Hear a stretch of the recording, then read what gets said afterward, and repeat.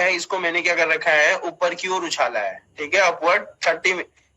30 metre पर second से मैंने इसे अपवर्ड मैंने इसे थ्रो कर दिया है, ठीक हो गया।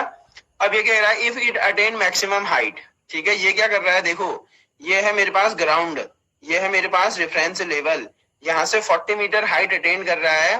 Then find out the work done by the air resistance.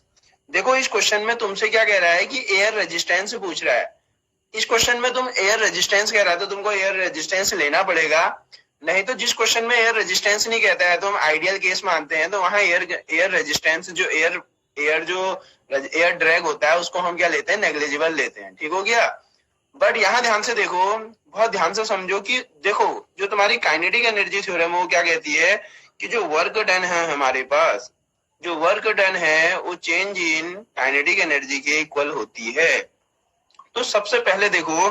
तुम्हें करना क्या होगा, देखो ये जो ब्लॉक है इस ब्लॉक पर work done bye all forces है ना, तो तुम लोग ये खुद से बोलो कि वर्क डन इसमें कौन कौन फोर्स इन्वॉल्व है, बताओ कितने फोर्स इन्वॉल्व है बताओ। एक तो देखो, एक तो इसमें ग्रेविटी लग रही होगी, है ना, एक ग्रेविटी लग रही होगी, work done by gravity, clear है इतना, work done by gravity clear है। और एक ये खुद कह रहा है कि एयर ड्रैग लग रहा है, जनरली हम इसमें तो एयर ड्रैग ले रहे हैं, जनरली कुछ नहीं कह रहा होगा तो हम एयर ड्रैग को 0 लेते हैं, पर इसमें हमें एयर ड्रैग, दो ही तो फोर्स हैं, बताओ इस ऑब्जेक्ट पर दो ही फोर्स तो लग रहे हैं, लग रहे हैं कि नहीं लग रहे बताओ, एक वर्क डन बाय ग्रेविटी का लग रहा है और एक एयर ड्रैग लग रहा है, क्लियर है, दो ही फोर्स लग रहे हैं, आया समझ में? Yes sir. बोलो। और इसको किसके इक्वल रखोगे, change in their kinetic energy, है ना। अब यहां ध्यान से देना, अब ध्यान से देखो कि वर्क डन बाय ग्रेविटी क्या होगा,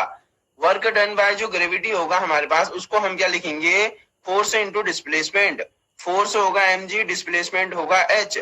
अब यहां ध्यान से देखो ग्रेविटी लग रही है डाउनवर्ड और तुम डिस्प्लेसमेंट कर रहे हो ऊपर की ओर, तो इसका मतलब वर्क नेगेटिव आएगा, इसलिए मैंने -mg40 लिखा है, ठीक है, आया। और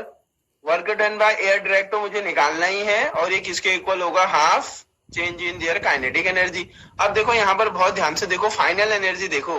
फाइनल एनर्जी देखो, जब ये ऑब्जेक्ट ये पार्टिकल हाईएस्ट पॉइंट पर पहुंचेगा तो इसमें इसकी जो वेलोसिटी होगी हाईएस्ट पॉइंट पर क्या हो जाएगी, 0 हो जाएगी, ठीक है,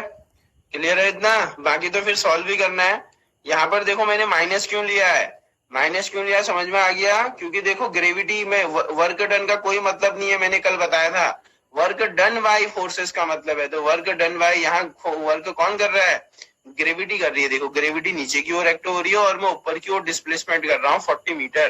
तो इसलिए माइनस लिखा है, आ जाए।